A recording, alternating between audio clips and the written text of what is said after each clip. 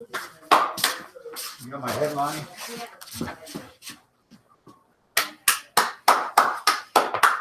All right, come on in, come on in. It's a live show. Oh, What are you doing, Brad? oh! I thought my stripe was gone. Oh, Just that black thing. all right. Let's get this started. All right. Hi, folks. I'm Bob Schrupp, physical therapist. Brad Heineck, physical therapist. Together we are the most famous physical therapists on the internet. And I'll pay you the course cost.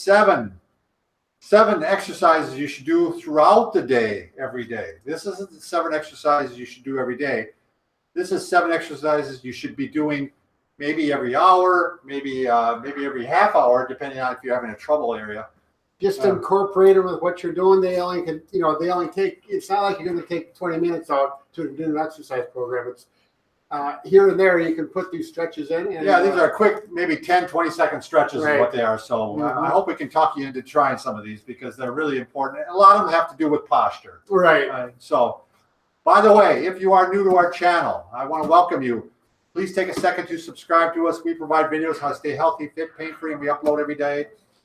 And if you haven't already, we want to say hi to everybody on Facebook. If you haven't already, go over to the Facebook and like us because Brad and I, as children, were persecuted, picked on, bullied, and so we're trying to turn all that around. Yeah. We want people to like us now. Yeah. We don't want to have to see, receive treatment, right, Brad? Yeah, Bob. We do need help. Okay. All right. Let's start off with the first one that we're going to do. Very often, that people, very common problem.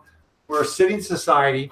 So what has happened over time is that a lot of times your chest muscle has become tightened, and that causes your shoulders to internally rotate like this. In fact, you want to show Brad how we can tell whether or not your shoulders are internally rotated?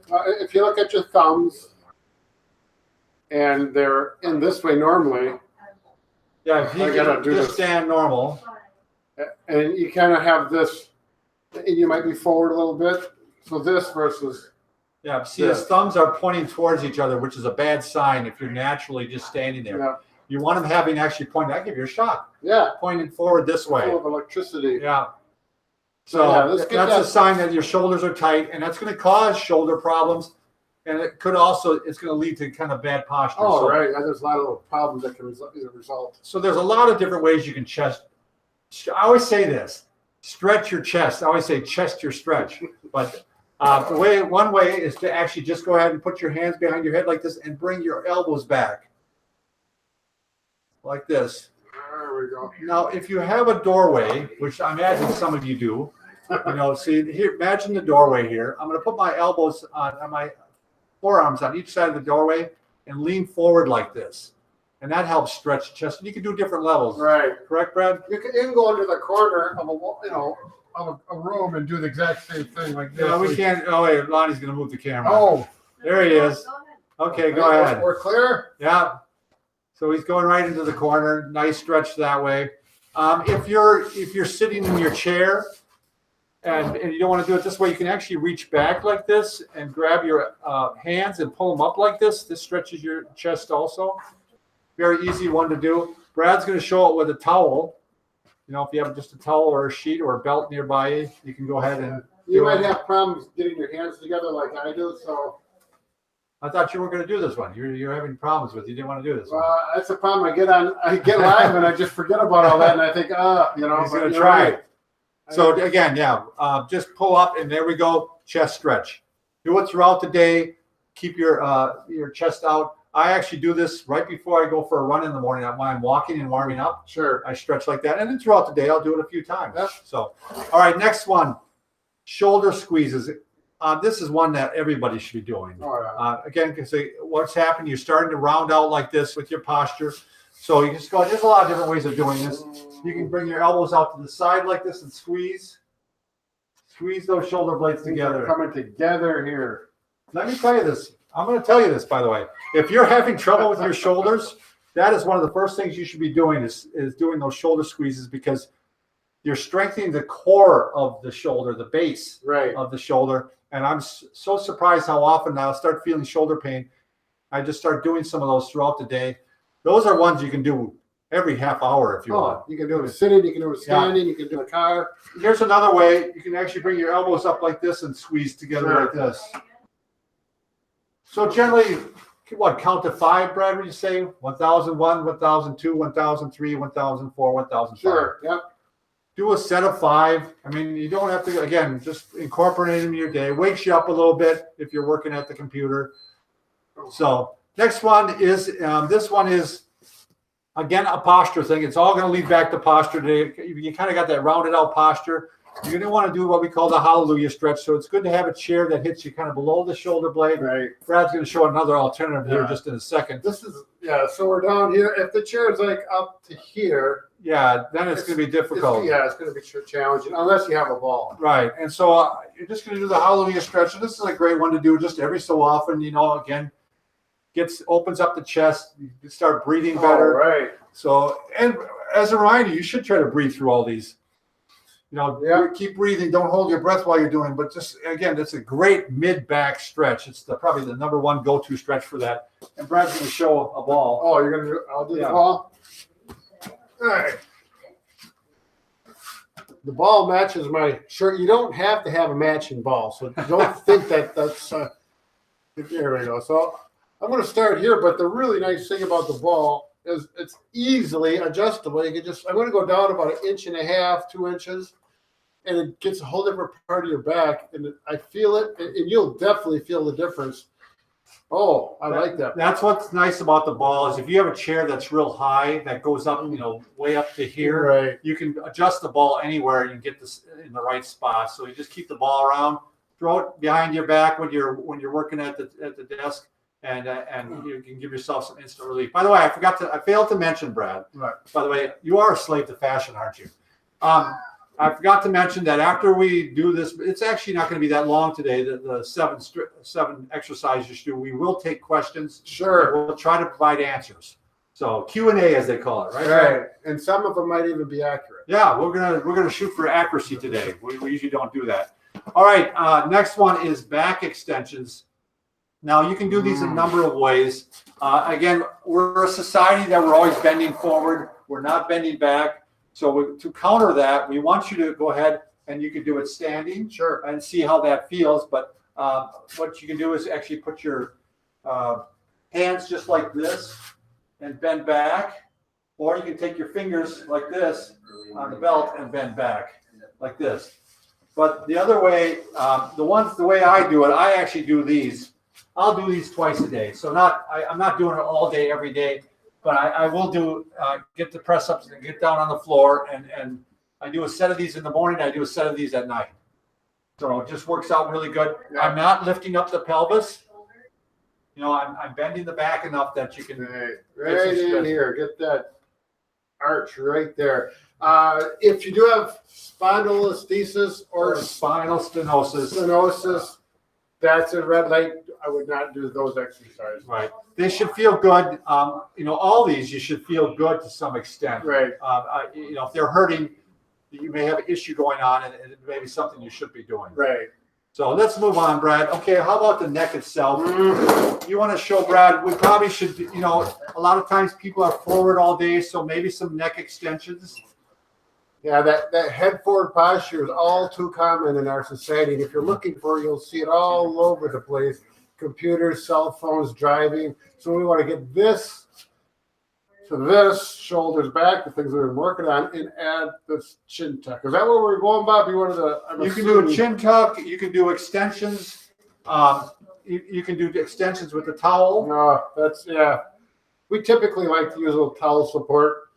It's a little more comfortable. You can do it. He's like actually pulling down and going back like this. Yeah, not pulling hard, just enough to support. You can go up like this.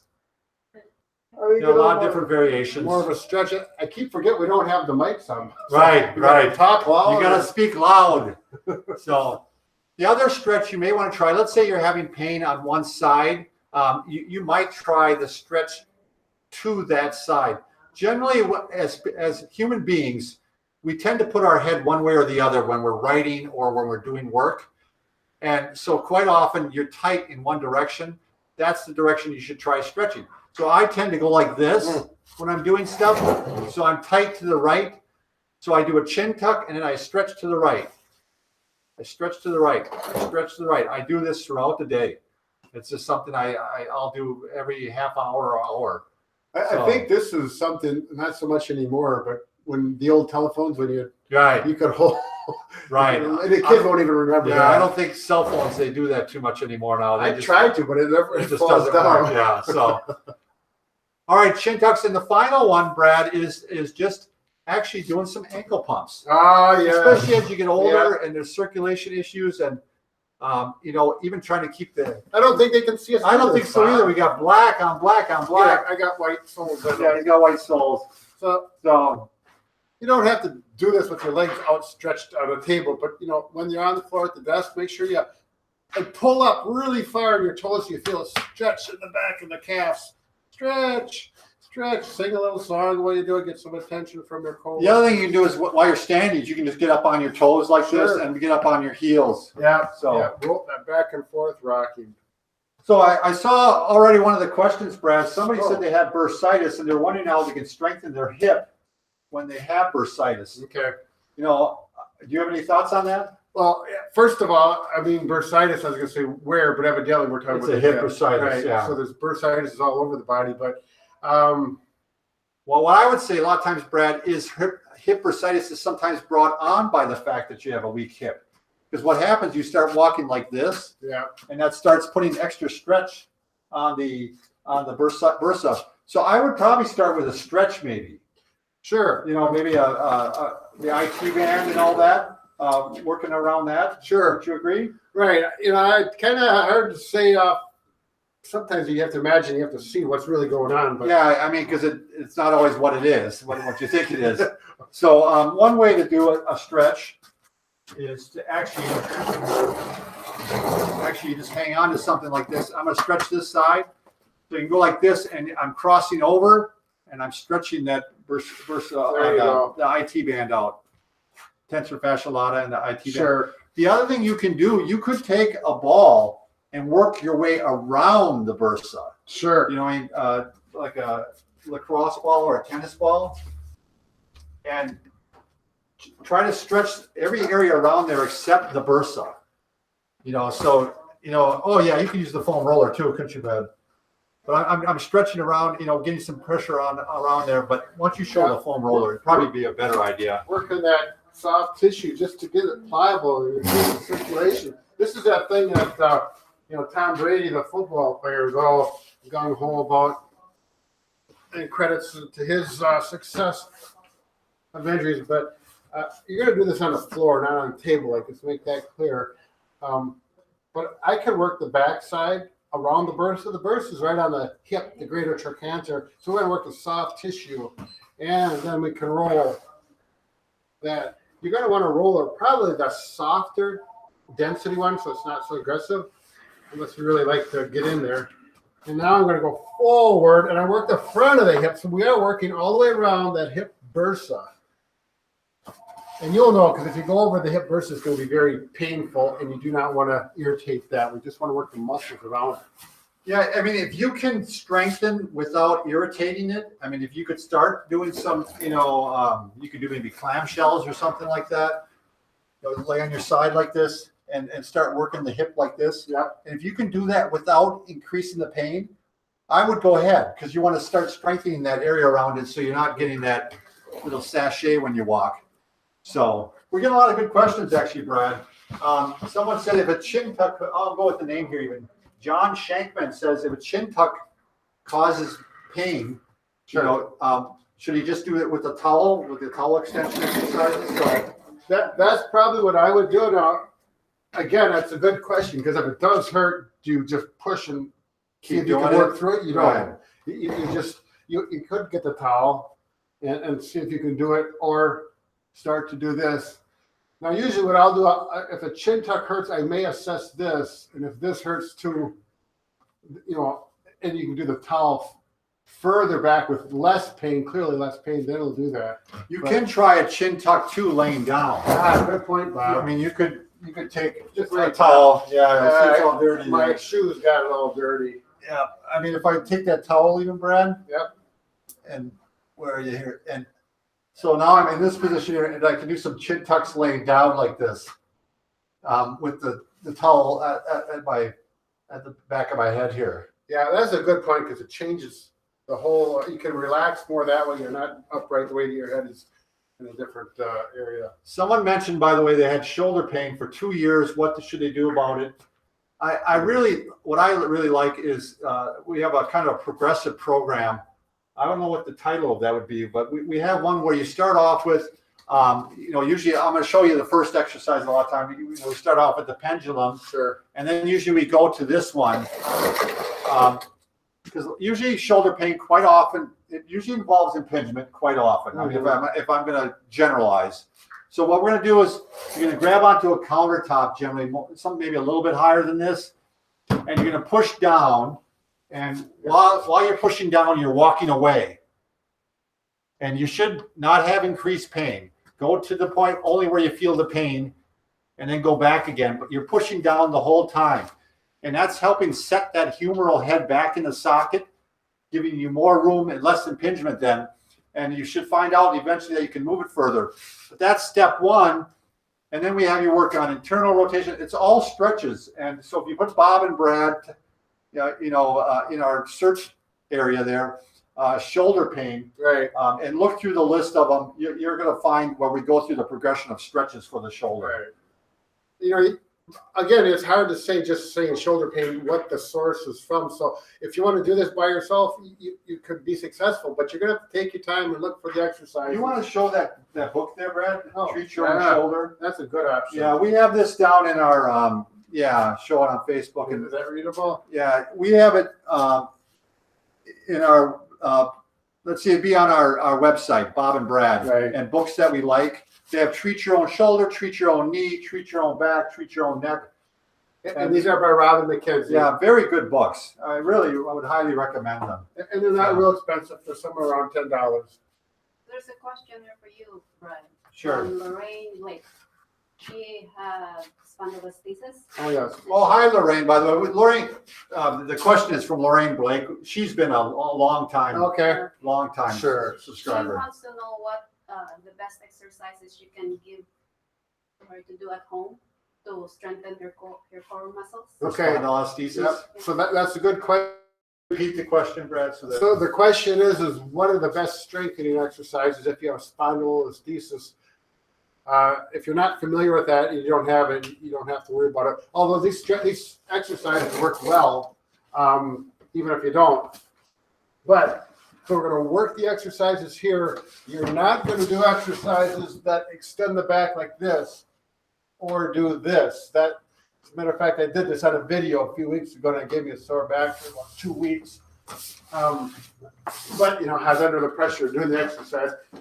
I am a big proponent of using, Bob, can you throw me the ball? Sure. I really like the ball, particularly for people with spondylolisthesis, because you have so much more control of taking pressure off the back. And these always make my back feel better. I can have a sore back from whatever maybe I did something I should have did, and I can always do these exercises, and it makes my back feel better. Speak loud, Brad. Oh yeah.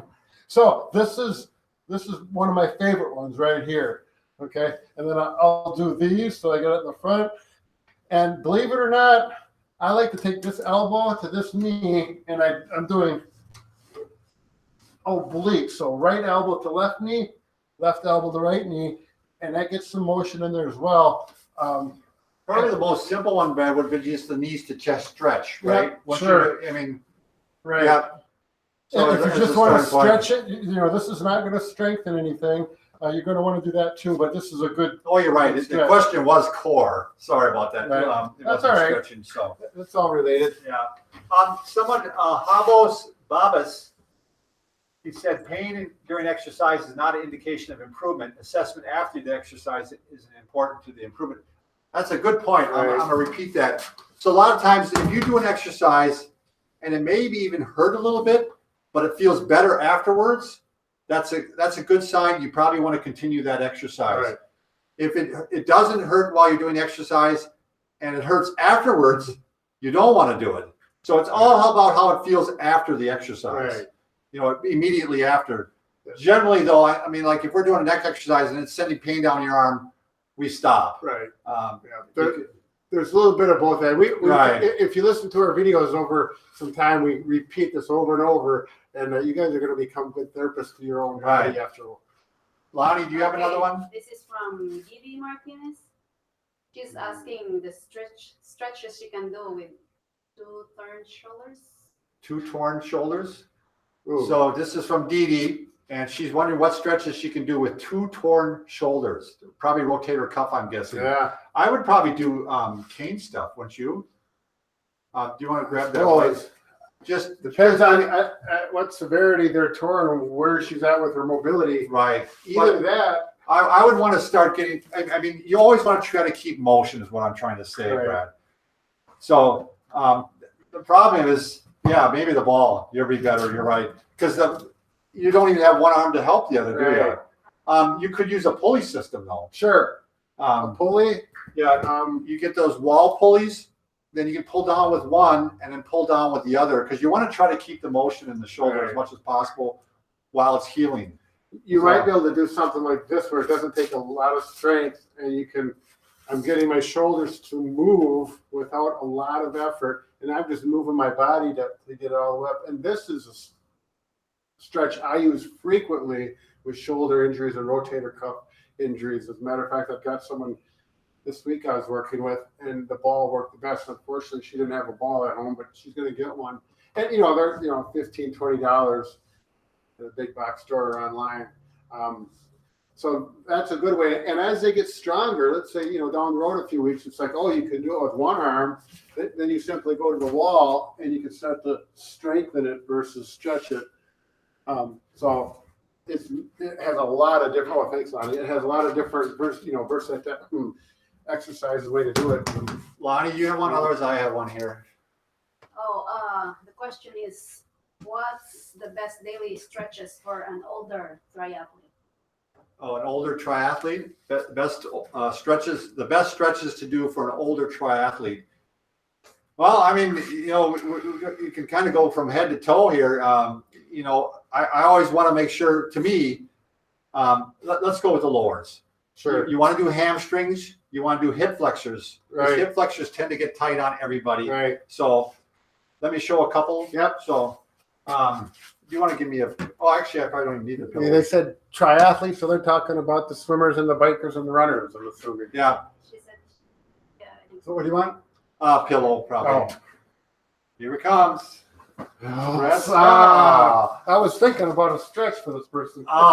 So anyway, I definitely like. I guess I don't even need a pillow since I'm on a cushion thing here. But I always like to definitely do the hip flexors where I'm stretching this back one here, and I'm stretching forward like this. Yeah. Definitely want to include this. This is one that I like to see a lot of people doing, because these get tight with sitting. Especially with biking, you're hunched over the bike, and I want to go the prone press up for sure. Oh, sure. I'll do that one too, if you don't mind. This is, unless, like myself, I have a back condition where I've got spondylolisthesis. I don't do this, but most people who have a normal back and they do a lot of biking, this is a really good exercise to do before and after you do the biking, as well as the stretching backwards like this before and after you bike. I want to stretch calf muscle. Oh yeah, very good. Which I think most people know how to do. Just Having for someone like that, having an incline board, which we have over there in the gym. What we have, I don't have it is, but if you're a triathlete, you're probably able to do this. Keep your back straight, and this is the way I like to do my hamstrings. As a matter of fact, I put my foot on the seat of my bike and I stretch like that before I go for a bike ride. But you just use whatever you can to stretch these muscles before you ride. Do the one Bob showed. And I'd want to stretch your IT band, because a lot of times bikers can get that irritation on the outside of the knee. Right. So I've got it, Bob. Do you really? Yeah. So Last summer. one way to do that is to cross your legs over. I don't know how well this is going to show up. I got my black pants. And then you pull up on the opposite leg like this. And I'm actually stretching the IT band. Sure. Here. So and if you can't reach this, you can take a towel or pull up like this. Yeah. And you can go like this and pull up like this. This gives it a good stretch. So any other You do thoughts that on one? Huh? Do you do that one? I do that Oh, one. good. I do it on I'm right by the rail of my steps, and I put it up on there. So I do that one every morning. Yeah. So. Anything else, Lonnie? Okay, what's the best stretch for a bulging disc, L3, L4, that is pushing the nerve to the buttocks? The stretch that gets rid of the pain in the leg. Yeah. Generally, again, the question was, what's the best exercise to get rid of a pain from L what? L3 and L4. L3 and L4. So that's the low back. We're going to the McKenzie program again, and we're doing these where you're starting again in this position, and you're going to start working your way up like this, and you're looking for whatever takes the pain out of the buttock, and into the low back. So Right, yeah, and if the symptoms, if it's L3, L4, they're probably wrapping around into the thigh. oh, that's a good point. Yeah, because it's a little bit higher. yeah. Well, that'd be L2, L3 maybe. I don't know L3, L4. Yeah, it's not the typical 5S1, Right, but right. we're just talking. Yeah, we're talking among ourselves. Never mind us. But I would definitely try the press up. Right. And the McKenzie program. Type in McKenzie, McKenzie, and Bob and Brad, and Right. we've got whole programs on that'll help guide you. Right. So. Oh, here we go. What is the best exercise for pain and a total knee replacement? One done in 2012 and then one done in 2015. Got to show the knee glide, Brad. Oh, sure. So, I guess it depends on how, well, we're going to have to drop the cameras. well, either that, can you just put it up here maybe? And I guess that would be difficult, wouldn't it? Yeah, it kind of is. So, we're going to drop cameras. Let's drop them down. Go ahead, Brad. So typically, we don't know for sure what the situation is with this person, but oftentimes, if you got a total knee, you want to get it moving for one thing, and we're using our knee glide because it works so well. And if you want to get it to bend more, we're going to get that knee to bend, and you can use the other foot over the top, and we're going to push, and we're going to work and bend, and you can use your hand to pull it in and bend and push it that direction. The other thing is, I definitely want to make sure that it's as straight as possible. Good point. So you're going to want to make sure you're working on straightening, and you're going to want to do what we call pressure on, pressure off. So he's got a nice stripe on his pants there. So when he gets to this point here, you can actually take his hands and push down. Now you can do this without the knee glide. You can just go up to a stool or a chair, and just put on there and just pressure on, pressure off, pressure on, pressure off. If your knee is not completely straight, that can be the source of your pain. Sure. I mean, you want to make sure you've got as much range of motion as possible in order to make sure that you're not going to have pain in the knee. Now, if because your knee replacements were so recent, I have trouble believing it's because a component has loosened or anything like that. I just think, I'm guessing you need to make sure you got the full motion in your knee. So, don't work it too aggressively. Work it with repetition. And we hope that gives you some, if you don't have one of these, you can have a shiny floor and put a towel down. We can maybe take one more question. Lonnie, do you have any more or not? Lonnie's looking, she lost it. Okay, the question is about the foam roller. She has cervical disc extrusion. Oh, no, it's how to use a foam roller safely Or for cervical? cervical disc extrusion. Yeah. Yeah. You don't. Yeah. Yeah, the question was how to use a foam roller for a cervical disc extrusion. I'm guessing that's a herniated disc. Right. You don't. There's really no exercise I would have you do for. Again, we keep harping on this name, but the McKenzie program for doing for the cervical problems, just like the back, you're going to see if you can find a motion that helps decrease the pain. So like if you're getting pain going down your arm from the disc problem, you want to start off with the chin tucks and then the extensions and see if that pain starts traveling up and out of the arm, and maybe you feel it more up in here. Right. So, but you can start with this, and if that's too difficult, you can use the towel I already put it away. You already put it away. I'll get it down here. It's just like my wife. I come back to bed at night and the bed's made.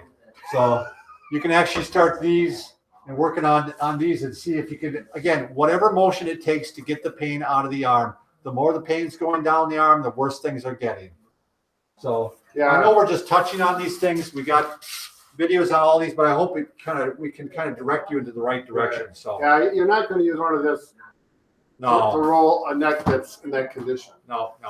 All right, well, we better get to work, Brad. So we got work to do, thanks don't we? everybody for watching, and join us next week. We should be live again on Thursday. All right. Somebody's asking if you